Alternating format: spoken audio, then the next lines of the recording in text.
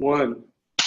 What's up, mortgage coach? I finally have Khai McBride on an interview. What's up, Khai? What's up? I came out of hiding. I went into the right? days and he found me up on the top of a hill. Yeah. So folks, anyone that's new to Mortgage Coach, you probably haven't heard me interview Khai McBride, but if you were a Mortgage Coach member pre-meltdown, Khai was one of those power user mortgage coaches.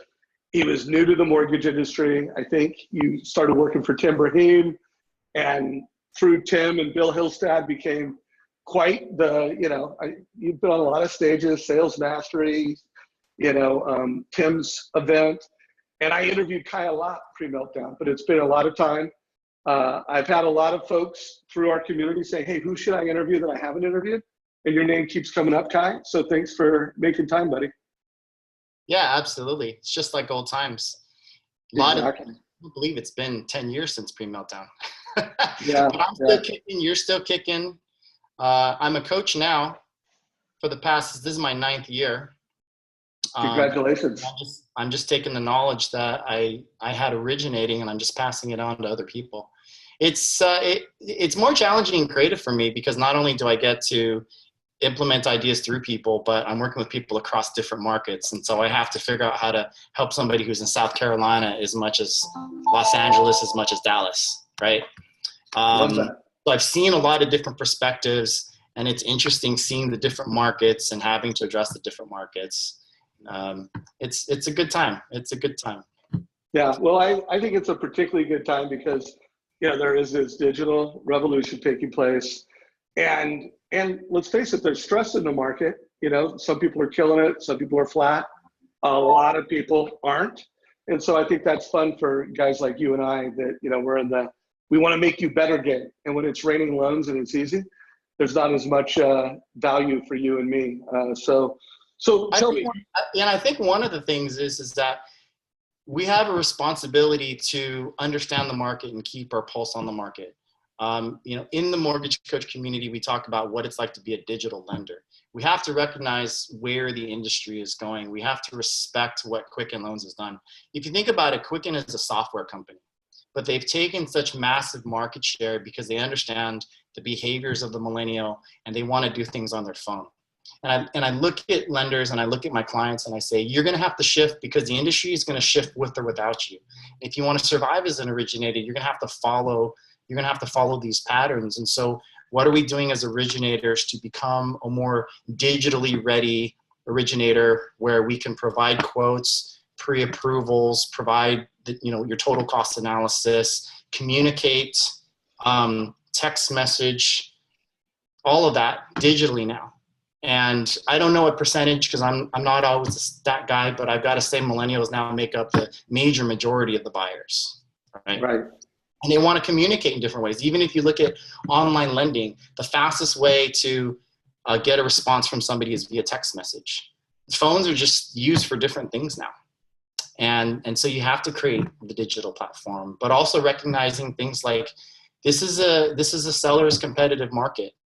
And what are you going to do to help your real estate agents win offers out there? What are you doing as an originator? You just can't throw out a pre-approval and say good luck and let them come back. And that's what it's going to take to survive. And so when we've known each other for 10 years and what is it that some of us do to survive, it's because you follow the market and you move with the trends. Yeah, no doubt. Well, let's do this, Khai, because we've got Script Palooza coming up next week. By the way, we've got over 1,000 people signed up for it. And I think we might have a couple thousand because it's a cool idea. But you and I, when we were prepping and just catching up, you talked a lot about, I think you called it warm networking. Is that what the term you used was? Yeah, warm networking. People always talk about what is it going to take to get an appointment with a real estate agent. What do I say? I've got some really cool scripts too. And I've got some scripts that will really get their attention, but we have to remember that the ability to get a meeting with the real estate agent or the ability to really gain their trust depends on what type of reputation and relationship you built with them prior. So if you're going cold, no matter how good your script is, you just have a higher percentage of rejection or them not taking your call. And so what I don't think lenders do enough warm networking where you spend time meeting real estate agents, going out in the community, providing them value and providing value for free. And a lot of it is positioning too. You know, one of my favorite lenders is Dan Keller. And I know he's a big mortgage coach user, he's a big community user, and he spends half of his time providing value out to the community, and it really positions his brand. And by doing that, by the time he approaches agents, they know who he is, they've heard him, they've seen the value. So the script is just the close now. You're not using a script to open and close. You know, but you know, one of my favorite scripts in terms of positioning is looking at an agent and saying, I know I'm in the mortgage industry, but I want to let you know that I consider myself a real estate professional just like you. I might not be an agent, but I'm still a real estate professional like you. Every single day I wake up and I think to myself, how can I create more buyers and sellers for myself and my real estate partners? And I'd like to create a partnership with you, a true partnership with you, where we can build our businesses together, create buyers and sellers, and collectively grow our business by 20 to 50% every single year. So I'd like to sit down and talk to you how we're going to do that through marketing, through collaboration, through accountability, through mastermind groups. And you're going to find that it's well worth the 20 minutes to sit down with me and possibly add another $100,000 of income revenue to your pipeline.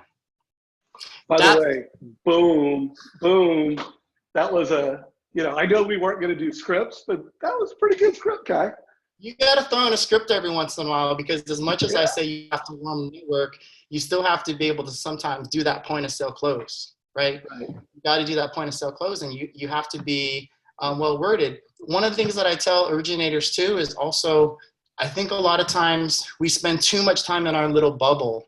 I mean, no offense to all the mortgage events, but we spend all of our time going to mortgage events trying to figure out how to understand realtors. Well, I highly suggest that people start going to Tom Ferry events, real estate events, because if you want to understand realtors, why don't you hang out with the realtors? You know what it's like? It's like a bunch of men going to a men conference trying to figure out women. Just go to the women conference and figure out how they think, and they'll tell you exactly what they're looking for in a man. Love that. By the way, the reality of it is that script is based upon the fact that I'm just like you. And it's closing the gap in terms of the separation between us versus them. You just look at them and say, I might not be an agent, but I'm a real estate professional just like you. And just like you, I wake up every single day and I think about creating buyers and sellers. Because here's a problem with real estate agents. They look at us like leeches. They look at us like we want them to do all the work, which is true, and then send us the lead. So when we look at them and we say, no, I think about creating a buyers and sellers just like you, whether it's through events, whether it's through marketing, whether it's through social media. So they realize that they have a partner and they're working together. I love that. So I want to break down a bunch of stuff you just said. So totally aligned. We should go to more realtor events. Tom Ferry and Men Connect is an event I've gone to. I highly advocate. So I think that is super, super smart. Also, this Tuesday I interviewed Robert Stover. By the way, I'm put a link down below. If you're watching this on YouTube, link down below to Robert Stover's interview, because he talked about that concept that when a realtor gets an email from you, hey, your subject line and topic, it's important, but the who it's from, that's your brand.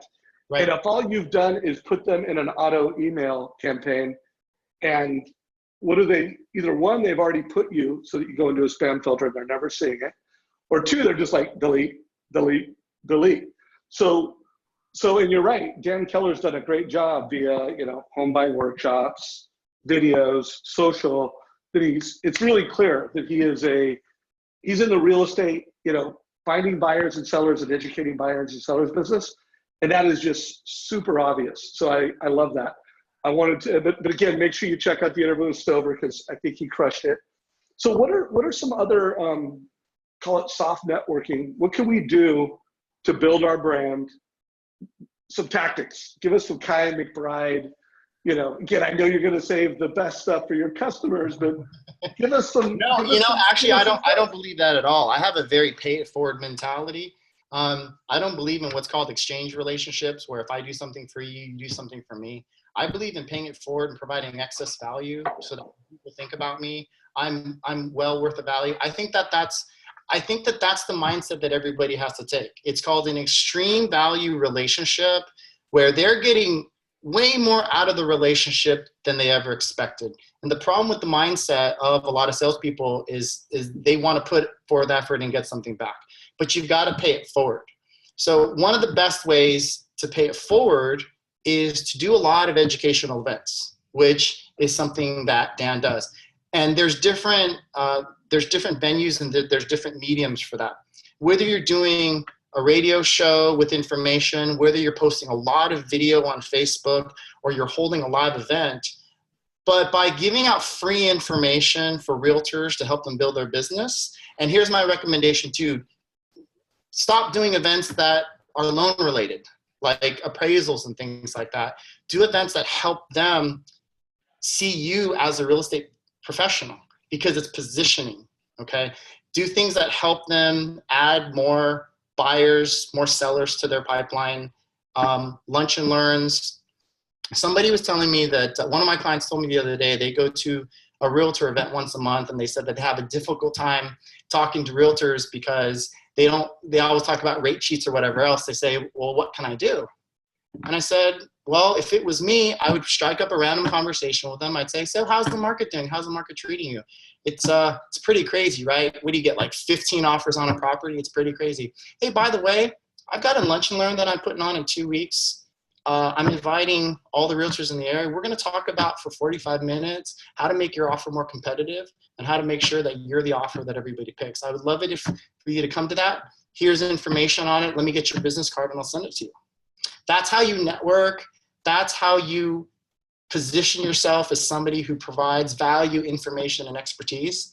But here's the other important thing. When you position yourself as an expert, you're now in the alpha position. So I believe in alpha theory. Okay, you want to be the alpha dog in the relationship. So when you position yourself high in terms of expertise, now they're looking up to you. From the get-go, they're looking up to you in terms of expertise, in terms of alpha. So they come to your event and you just taught them something that they didn't know in their industry, and you're not even an agent. So they can only respect you. So then from there, you get a bunch of people to these events, and you constantly just provide value. So when it comes time to calling them for that coffee appointment, you're here asking them to join you up here. You're not down here begging them if you can get their business. But lunch and learns and free events, they're the best way. And in terms of mindsets, I know a lot of people are intimidated by that, but the reality is that you have to start someplace. I had a client last week. She put on a lunch and learn. She said, only 4 realtors showed up. And I said, you know what? A month ago, you didn't have a lunch and learn, and 0 realtors showed up. Okay, so let me ask you this question. 4 realtors showed up. On a scale of 1 to 10, rate yourself. How well did you do? And she said, a 6. I said, okay, well, here's where you go from there. I want you to do another learn 3 to 4 weeks from now. I'd like you to get at least 5 realtors there. And can you deliver at an 8?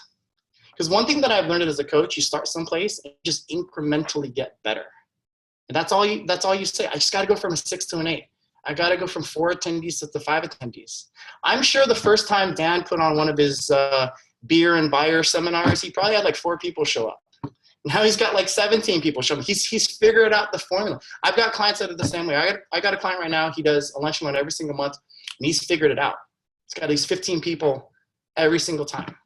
But when he first started out, barely 3 people showed up. And I love it. So I want to make sure I remind folks also the power of just masterminding with realtors. I'm going to put a link down below. I interviewed Rick Scheer.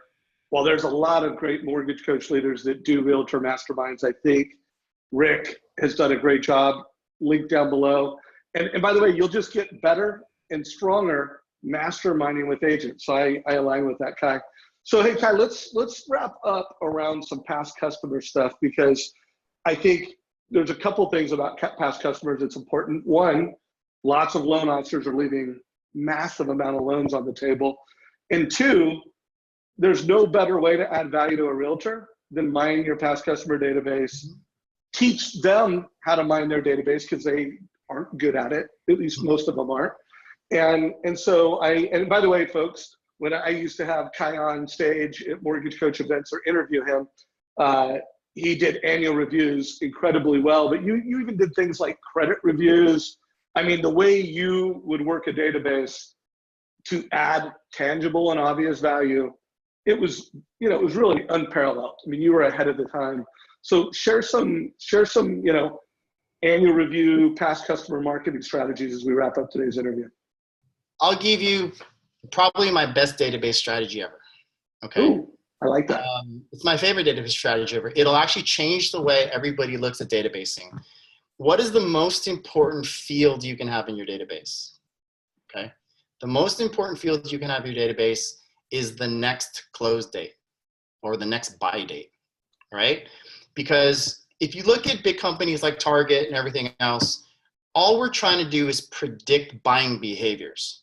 Whether you know this or not, the next time you look at your circular, Target knows whether somebody's pregnant. Target knows whether somebody moved someplace. They're really good at predictability. They don't talk about it because it seems very intrusive, but it's reality. Look at what Facebook is doing. I have a phone conversation and all of a sudden I pop up Facebook and then, oh my gosh, it was that backpack I was talking about. It's an ad. So everything's about predictability. So what I recommend is that everybody's got a database, whether it's Jungo, Be in Touch, whatever it is. And if you can put a custom field, unless it's already in there, called next close date or estimated close date. So imagine, and what that is that every single person that you ever talk to is eventually going to close a loan. Whether it's the current person that you're pre-approving, they're going to close a loan in about 60 days. Maybe it's somebody who's not quite ready. They're going to close a loan in September. Maybe it's somebody who needs some credit repair. They're going to close the loan in December.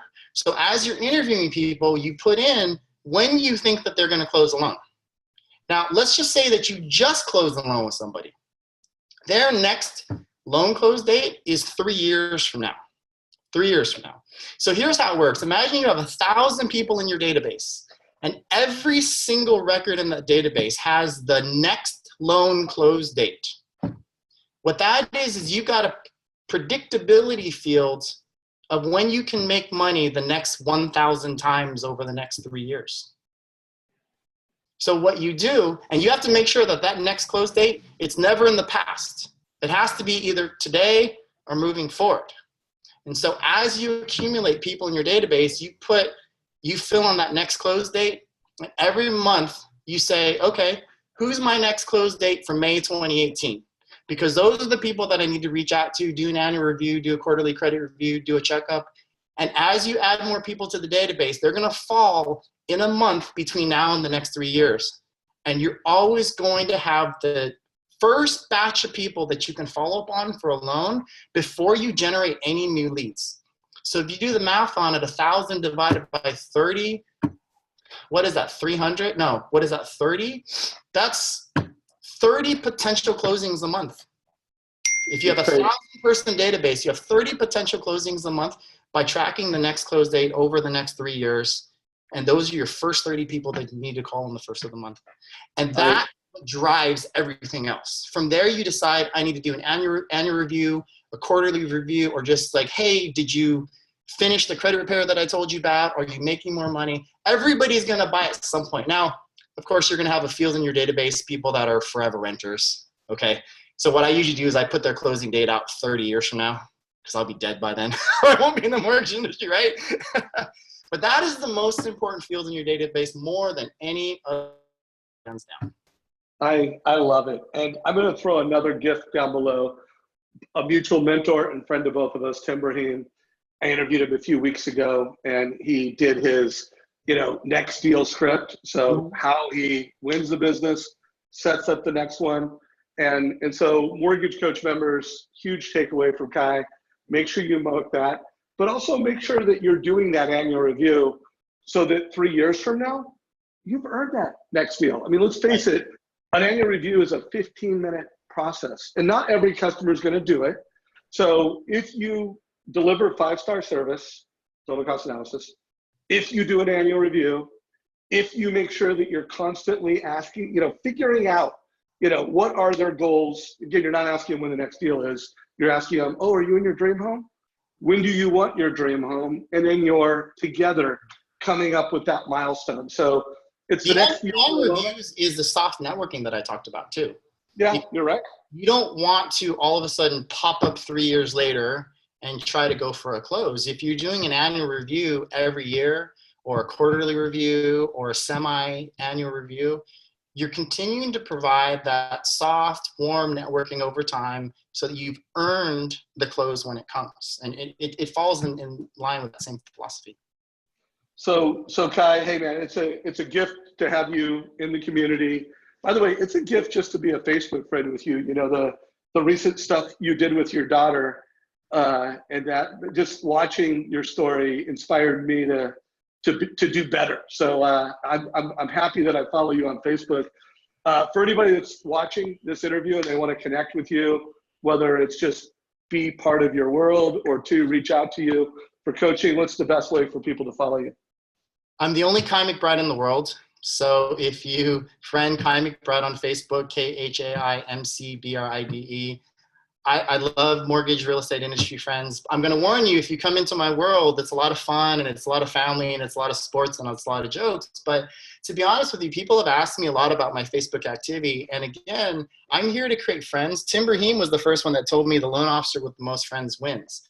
And so I understand that concept of creating friends, connecting with people on a personal level. I do have a Facebook page too, Khai McBride business page. You can join that. You can follow me where I talk about more business stuff. But I really create the relationships on my personal page. And then every once in a while I'll post on my business page just to remind people what I actually do for a living so people don't forget. Right. In terms of my business, KhaiMcBride.com, www.KhaiMcBride.com. I've got information about my coaching and there's some case studies. You can see what I've done. And if you are interested, there's a little apply button. I run people through a questionnaire. I like to really get to know people in coaching. I think coaching is about finding the right fit. People need to make sure that they're getting the results. And I would love a success story. So I don't work with everybody. I think that's more important that we find a fit. So if you go there and you apply, we have a conversation. I don't sell anything that I do. We got to get to know each other. Right on, man. Well, hey, super great to have you in this interview. You gave some great takeaways. If you got value from today's call or this video, like it, let Khai and I know that was cool. I got some value, and play it forward. Share it. If you're watching this in our private Facebook group, Mortgage Coach Productivity Mastermind, and you have questions or comments, and Khai, also, I want to thank you because you have provided some great wisdom and comments to some of the people that have asked questions. So thanks, for being a mentor and a leader and playing it forward, as you put it, in our community. I'm grateful, man. I'm glad I'm back. I should do this more. It's been a while. Yeah, it has. And are you going to be at Mastermind in I will be at Mastermind, yes, in June. Okay. So if anybody's at Mastermind, find me probably at the Circle Bar or walking around in the little event center, and I'll be there. We'll see you at the Circle Bar, buddy. Yeah. Thanks, David. All right, man. Take it easy. Good catching up with you, man.